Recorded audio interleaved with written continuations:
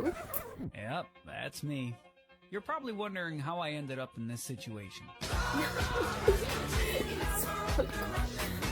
Ukwaje, leo tuko kwa comments. Starting off with Pudo Poet, anasema comments zangu uliamua kuzipita Simon. Akipole, rudia tena nitaona. Mwingine anasema hapa ni Edmond Dantes, proceed with haste. Hao ni wale watu walinipea ruhusa ya kujifunza lugha nyingine kwa sababu walinotice najua yangu. Shukran. Then we have Karuga John who says, Funda. Stop. Funda translates to donkey. And kama ujui, love language ya Kenya ni violence. So for that reason,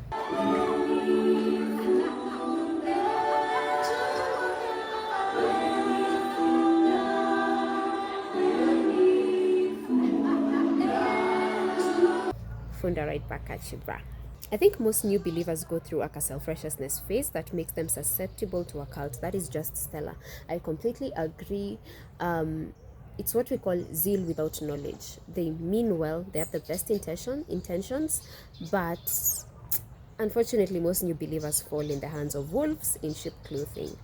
Mungu awasaidie. We are all limited to our exposure and our perspectives. Yes, and I wish people had more grace for nuances and contexts and perspectives generally. Kwa sababu unakumbuka kuna video tulifanya and we talked about something called neuroplasticity. Hii itawasaidia sana even when you're trying to have intellectual conversations with other people.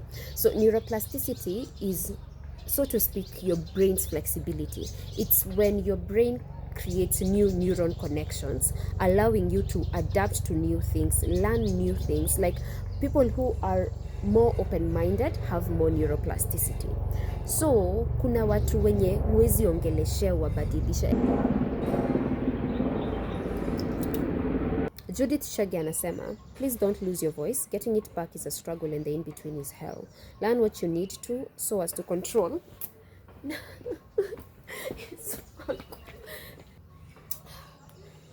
I'll take that as a compliment. Thank you very much. Learn what you need to so as to control, but dore kenua mohahi. You are blessed with wisdom and that the world needs. Thank you so much. I am so glad I did not lose my voice. I thank God he found a way to draw me back. Like he did not make a mistake. That one I believe God made no mistake in how he made me. And I am blessed to be how I am. Pauline, where representation matters, still working on social anxiety. I completely believe that representation matters. Here's video evidence. What? What, baby? And yeah, there's also someone else who commented and said, I can't believe I'm not alone. Imagine you're not. So for other people who are also hesitating on showing up as their true selves, or you're trying to hide that light that you have from the rest of the world, kuna watu kama wewe wanakuhitaji. So show up. Aki sijifanyi, hii username hizi semeka, but James anasema, gwetha kihiki kimwe very beauty, kihiki understanding, kihiki kiega. Oh no, ndigwetha ringi, nidanyitia. Nikiwanyitia.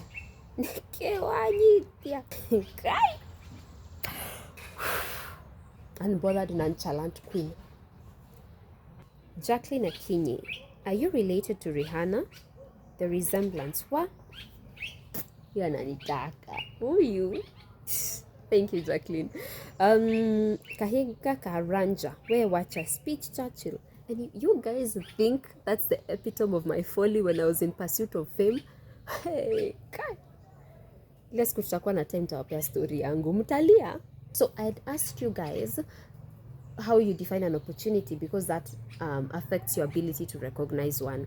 Frispin anasema yeye akiona kichwani kwa mfuko, hiyo ni opportunity moja swafi. And for that reason I say endo sikiza CTA ya feel ndio ulan mbona kwa whatever your leadership, our main, like one of the things that keeps repeating itself is exposure and the power of exposure. So Frispin, receive exposure.